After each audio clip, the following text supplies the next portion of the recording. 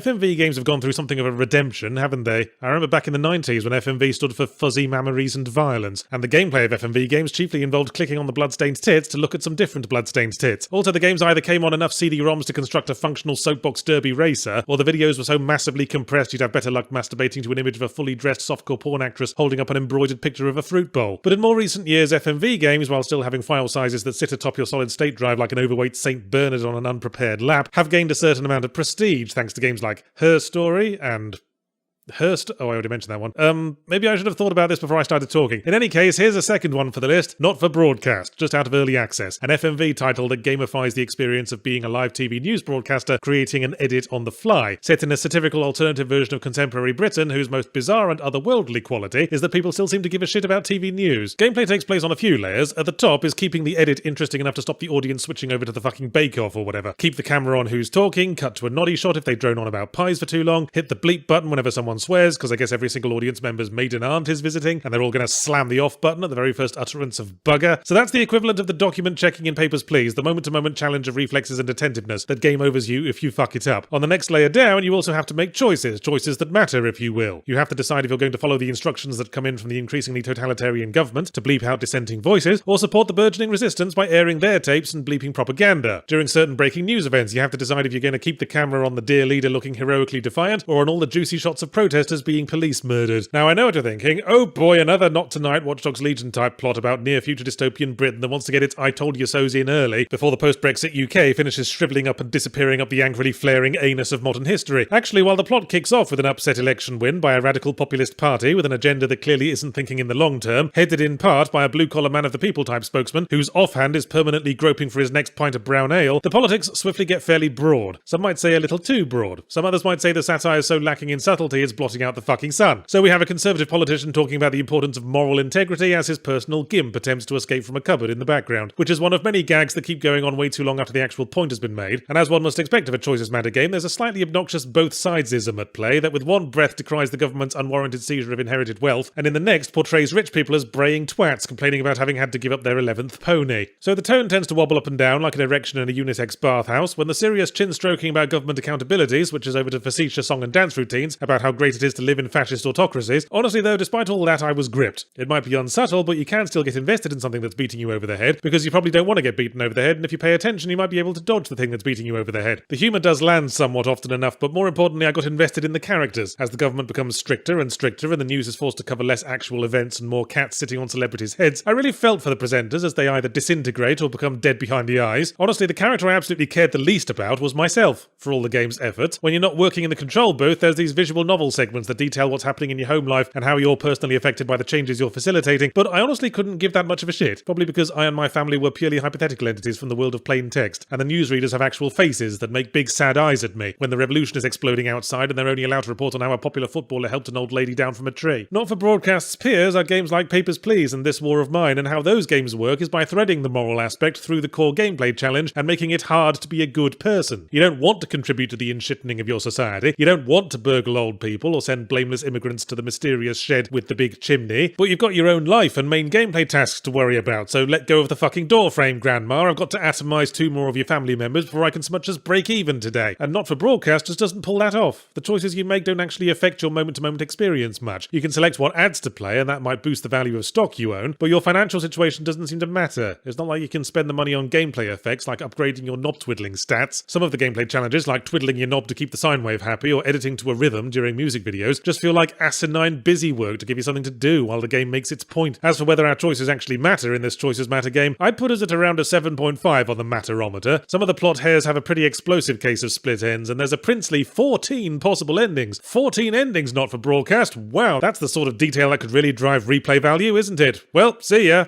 What? You're interesting, but you're not 14 rewatches interesting, especially not when the interesting bits are buried under several hours of mid-grade YouTube sketch comedy. And as for the gameplay, I don't feel terribly invested in beating my knob-twiddling speed record, but hey, I might feel inclined to Google the other endings at some point, and that counts for something. Googling the endings of things is an underrated practice, certainly saves a lot of time. If Hitler had thought to Google the end of the Second World War, it probably wouldn't have been as much of a pisser.